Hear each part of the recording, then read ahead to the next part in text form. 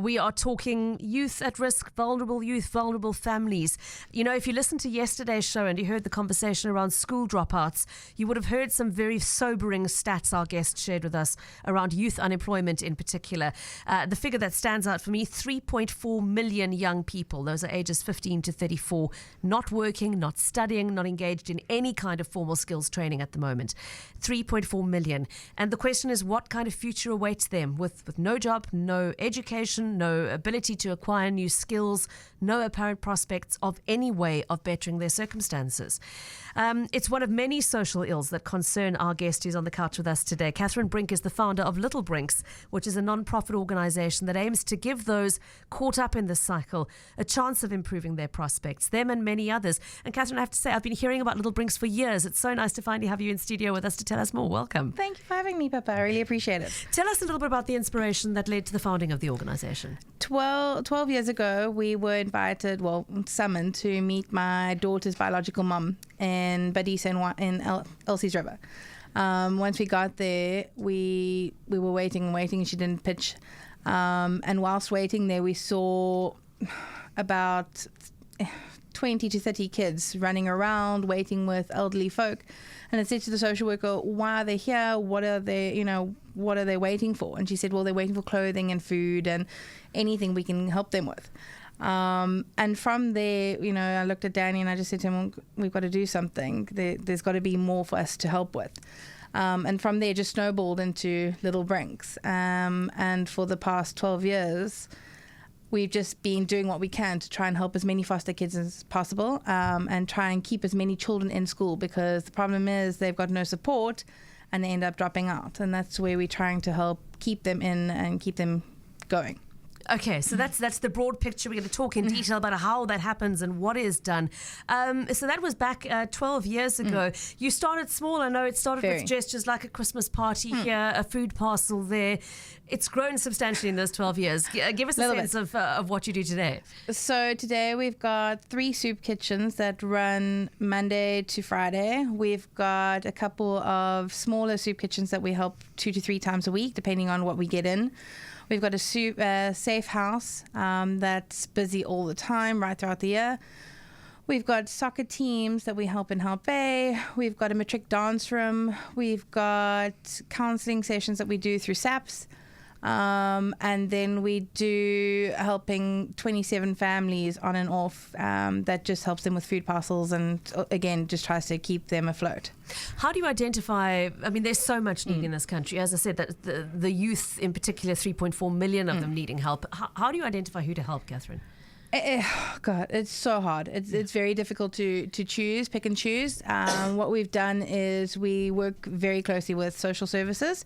So DSD, RCF, Badisa, child welfare, and we obviously have to work with social workers because there's so many people out there that need help, and just to make sure that everything's on board and people do want help. We call it a hand up rather than a hand out. And we just make sure that social workers are on board as well, and just get these people going. And then also the whole idea is to try and get families self-sufficient. We don't want them just getting handouts all the time. So we try and help parents find jobs. We try and help kids get further studies or finish matric. And the idea is just to get them self-sufficient so they're not depending on anybody else. How much success have you had in those 12 years with the youth in particular? I mean, you talk about helping kids to stay in school and get them a trick. How many success stories have you seen? It's hard. It is very, very hard, especially foster kids. A lot of them drop out because they've got no emotional support.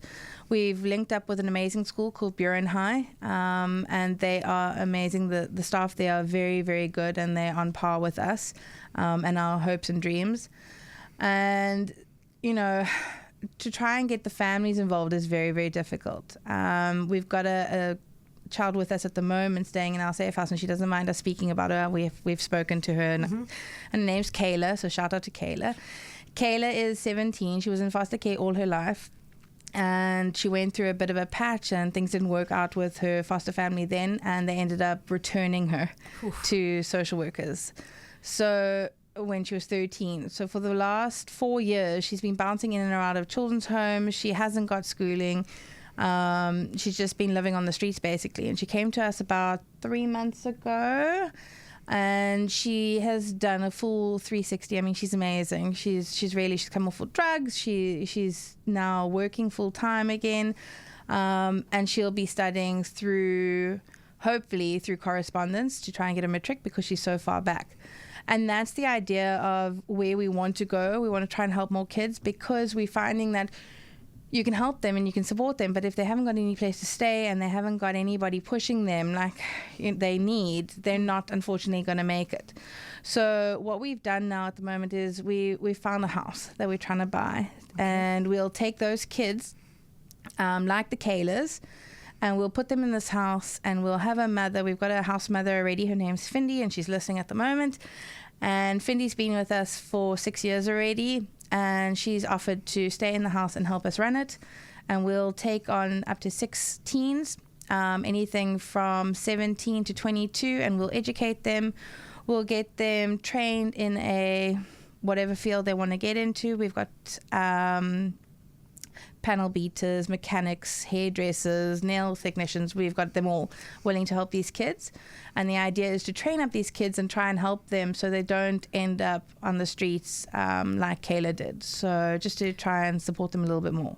That's amazing. So you've got, besides the work that you yourselves are doing, you've got a dream team of professionals who's saying, we'll stand up and offer training, hands-on training and practical experience. Okay, if we get the house, it's not an easy thing to get a house at the best of times. Talk to us about the challenge that lies in front of you. The house, it's a huge dream. We know it's huge, it's out there, but if we can help more kids like Kayla, it's worth it. Chelsea, our oldest daughter, is 12 years old. She's the one who started this all. She put together an idea, and she worked out that we need 28,000 people to pay 150 Rand, and we would get the house tomorrow. So in her little workouts and everything, she tried to do it as feasible as possible. And she's worked out all the ins and outs and everything else. We have lawyers helping her. We've got the estate agent helping her. We are all over Facebook trying to share it. And it's also teaching her to give back, which is great because she's really determined to make a difference in her life as well. So, well, clearly she's learning from example. She doesn't have to look very far for that example, Catherine. Thank you. I mean, that's remarkable. So a 12-year-old sat down, did the maths and worked out, okay, 28,000 people, 150 Rand each is what some people spend on coffee in a month, buying takeaway coffee cups. So it's a manageable amount for some. We know not for all. No. How are you doing? You've launched a Back a Buddy campaign. We've got a Back a Buddy. We're on about 80,000 Rand at the moment. That's in there. And we're hoping that the more we collect and carry on, we're hoping that the house will stay where it is until we get there. If the house is sold for whatever reason, somebody comes with a cash offer before then, we will find another house. They're easy to come by. Not this one. This one's amazing, but there is more houses, so we're not too worried. What is it about this particular house that's made you feel this is the one for us? So because we've got so many kids, obviously, trying to get everybody their own space is very important. This one comes with 3 cottages. It comes with a full workshop and 3 garages built already. The house that we're in now is lovely. We love our home. But we've built it from scratch, and we've used Danny and my savings to build what we've got. So nothing's perfect, and it's never going to be finished. And we're renting the land for the next 15 years. So what we'll do is we'll continue renting the house that we've got now, and we'll put the babies and the toddlers in there, which means we'll have 6 toddlers in that house, and then we'll move to the top with the teenagers, and we'll carry on helping the older kids at the top as well. So we'll do double. Yeah. Double shifts. Yeah. Never off duty. No, never. What's that? Just for those who might have joined us late to the conversation, my guest in studio with us today is Catherine Brink, the founder of Little Brinks, a non-profit organisation that's involved in so much community upliftment work. I started focusing at the beginning on youth unemployment and skills training, but as you've heard over the course of the interview, it extends far, far beyond that. An SMS in, and I can understand it. Somebody saying, I cannot believe the story you've just shared of a foster family returning the child. Does that happen often? I think everybody listening would have had that moment, because you can imagine what it would feel like for that child to be sent away. It happens more than I can explain to you. I mean, we've had their own parents come drop them off. We've had their own grandparents come drop them off.